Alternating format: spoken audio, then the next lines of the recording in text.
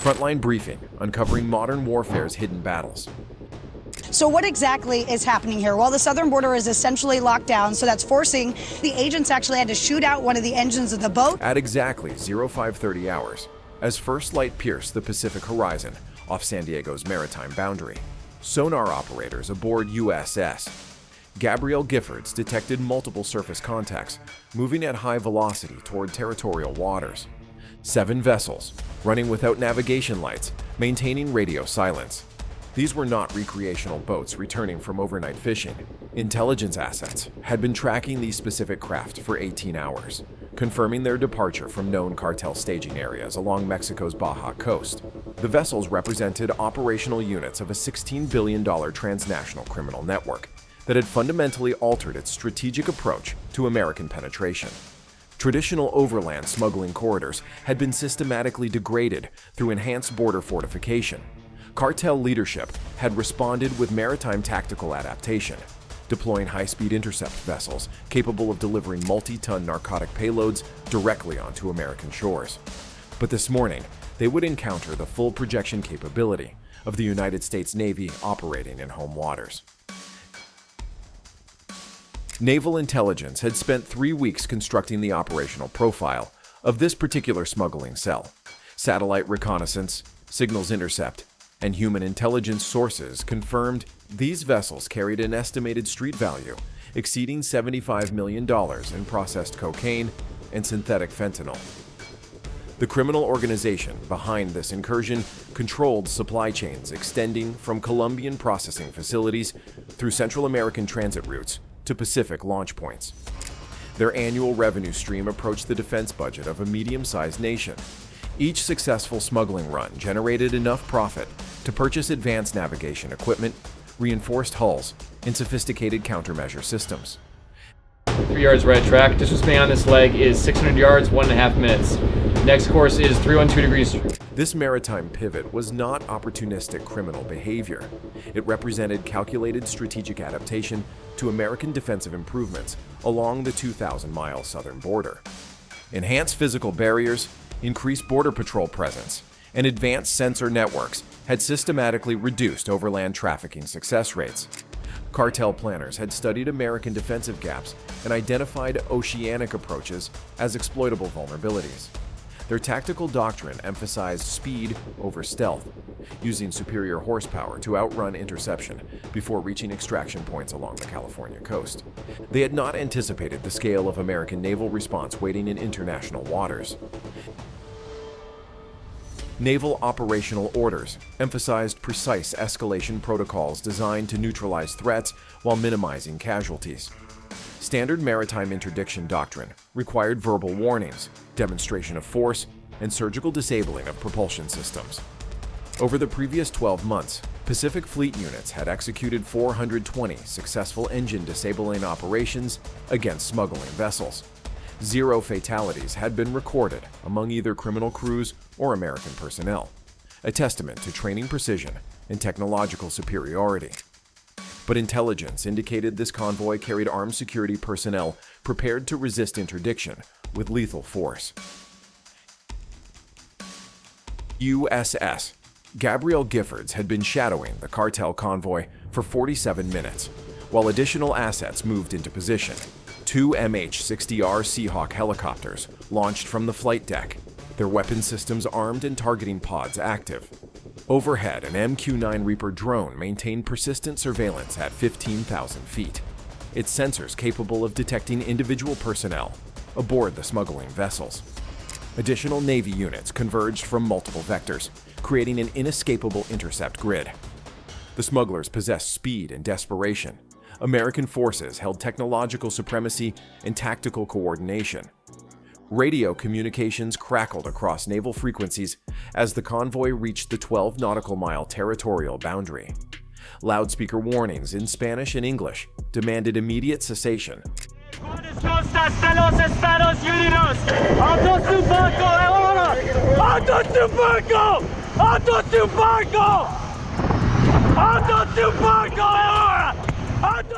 A forward movement. The smuggling vessels accelerated. Warning shots fired across their bow were ignored. Helicopter gunships descended to minimum engagement altitude, their crews maintaining visual contact with armed personnel aboard multiple vessels. The tactical commander faced the moment every naval officer trains for, but hopes to avoid: the authorization to use deadly force against criminal adversaries. The transmission was clear and measured. Execute precision strikes against propulsion systems. Disable, do not destroy. Minimize collateral damage. Helicopter gunners acknowledged receipt of orders while maintaining steady firing positions above the churning wake of the fleeing vessels. Advanced targeting computers calculated wind speed, vessel motion, and optimal impact points for maximum engine damage with minimal risk to personnel. Every round would be accounted for in post-action reports. The moment of tactical engagement had arrived. The first burst of 20mm cannon fire struck the port engine of the lead smuggling vessel with surgical precision. The high-speed outboard motor erupted in steam and smoke, its propeller shaft severed by tungsten core projectiles. Deprived of half its propulsion, the vessel veered hard to starboard while its crew attempted to maintain forward momentum on the remaining engine. The sudden power imbalance created uncontrollable yaw that slowed their escape velocity by 60%. The second vessel attempted evasive maneuvering, weaving between swells while maintaining maximum throttle. Helicopter crews adjusted for the erratic movement before delivering precise fire that shattered both outboard engines simultaneously. Within 90 seconds, 6 of the 7 smuggling vessels had been rendered dead in the water. Their crews threw hands skyward in universal gestures of surrender as Coast Guard rigid hull inflatable boats raced toward boarding positions.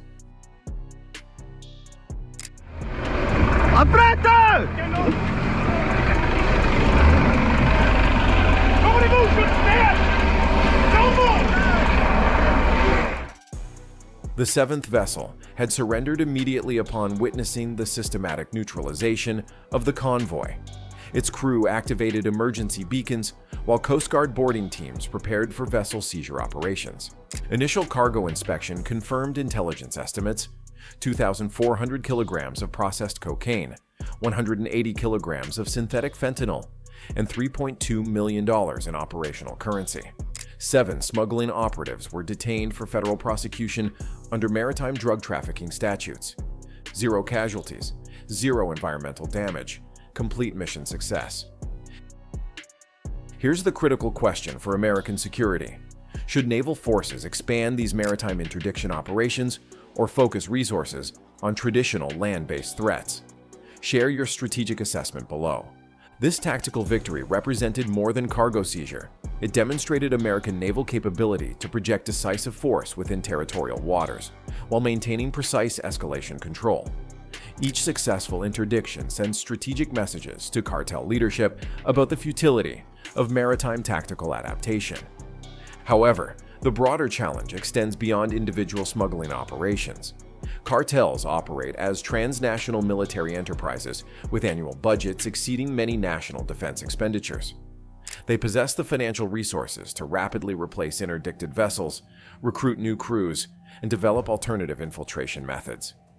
Intelligence assessments indicate cartel strategists are already experimenting with submersible vehicles, longer-range approach routes, and coordinated multi-vector attacks designed to overwhelm American response capacity.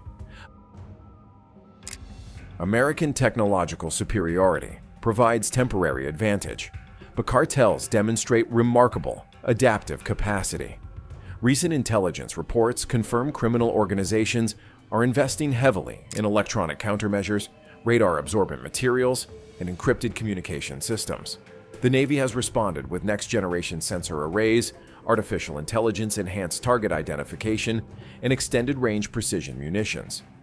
Maritime patrol aircraft now carry advanced electronic warfare suites capable of disrupting cartel communications while maintaining persistent surveillance over vast ocean areas. This technological escalation cycle demands continuous innovation and substantial financial investment from both sides. Despite tactical success, political realities constrain American operational International maritime law requires careful adherence to engagement protocols, while Mexican sovereignty concerns limit pursuit options once smuggling vessels retreat beyond territorial boundaries. These legal frameworks create operational sanctuaries that cartel leadership exploits for staging future incursions. American naval commanders must balance aggressive interdiction with diplomatic considerations that affect broader U.S.-Mexico bilateral relationships. Sustained maritime interdiction operations have demonstrably degraded cartel operational confidence. Intercepted communications reveal increasing reluctance among smuggling crews to accept high-risk maritime assignments due to American naval effectiveness. However, the $16 billion annual revenue stream provides sufficient financial incentives to maintain recruitment and equipment replacement. Cartel leadership treats interdicted shipments as acceptable operational losses, while continuing to probe American defensive capabilities. The strategic balance depends on maintaining interdiction rates that exceed cartel replacement capacity. These maritime confrontations represent more than drug enforcement operations. They constitute defense of American territorial sovereignty against transnational criminal organizations with military-grade capabilities and unlimited financial resources. Each successful interdiction reinforces the principle that American territorial waters remain under exclusive U.S. jurisdiction. Cartel strategists who view the Pacific Ocean as an exploitable highway discover instead that it has become a controlled battle space where American naval power maintains absolute dominance. The message to criminal leadership is unambiguous. American territorial integrity will be defended with overwhelming force, applied through precise tactical execution. Thank you for watching this operational analysis. If you found this examination of the gap between theoretical capability and practical execution valuable, the like and subscribe buttons help us continue producing content that explores the realities behind military operations rather than just the headlines. Should Congress authorize expanded naval interdiction authorities to counter transnational criminal threats? Subscribe for continued analysis of America's evolving security challenges, where strategic competition meets operational reality.